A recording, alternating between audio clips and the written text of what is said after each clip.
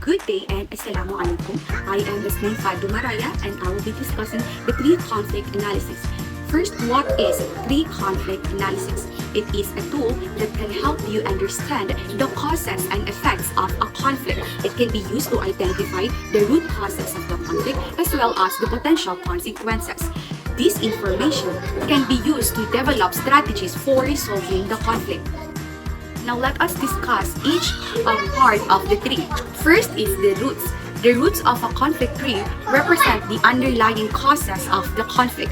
These are the deep-seated issues that have been brewing for a long time. They may be things like inequality, injustice, or lack of communication. Second is the trunk. The trunk of a conflict tree represents the core problem or the issue. This is the main thing that people are fighting about. It may be a specific event, a disagreement over values, or a power struggle. Number 3 is the branches. The branches of a conflict tree represent the effects of the conflict. These are the things that happen as a result of the conflict. They may be things like violence, displacement, or environmental damages, etc. Now that you have understood what is tree conflict analysis, let me show you a few examples. Good day, everybody. I am Baenerjiva Marhum Manalao. Today, we will use a conflict tree diagram to understand family dispute. This will help us see what causes the problem and what effects it has. First, let us look at these root causes. So these are the things that causes the conflict to start. First, we have poor communication.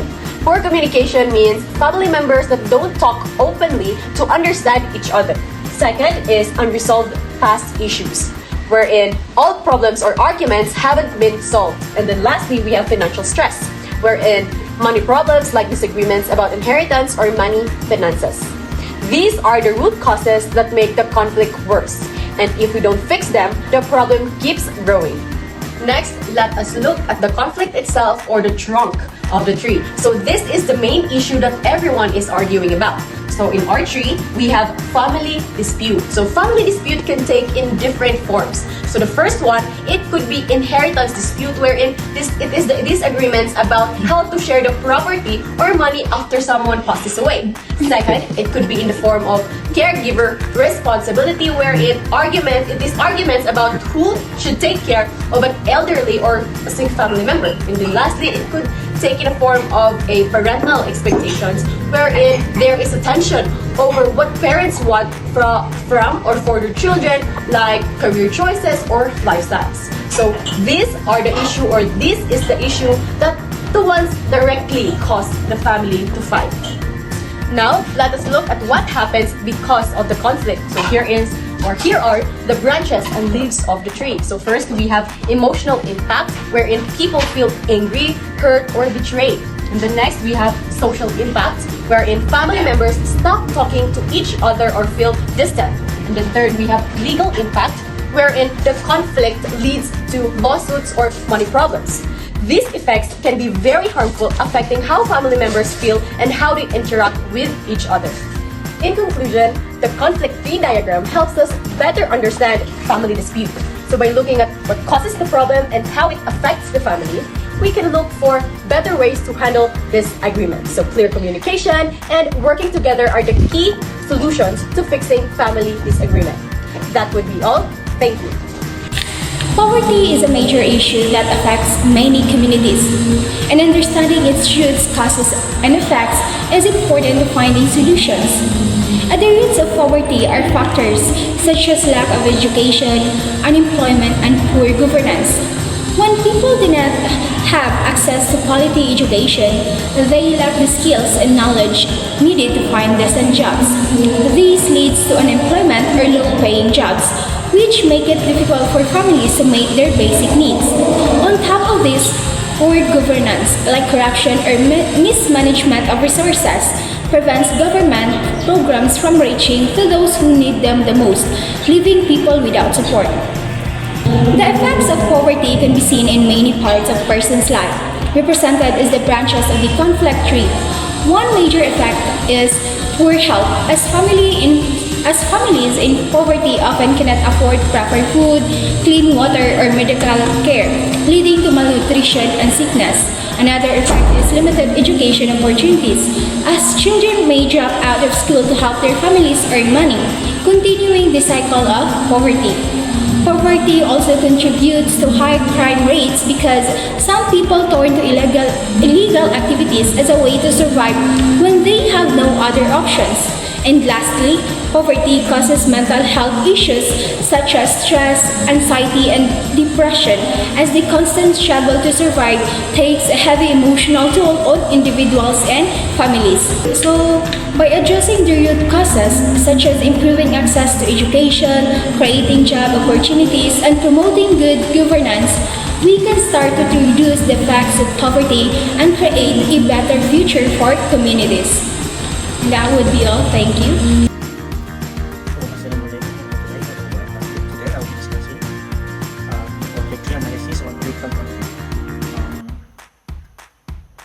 Number one is the roots, the causes of a political instability and imbalance. First one is political cause.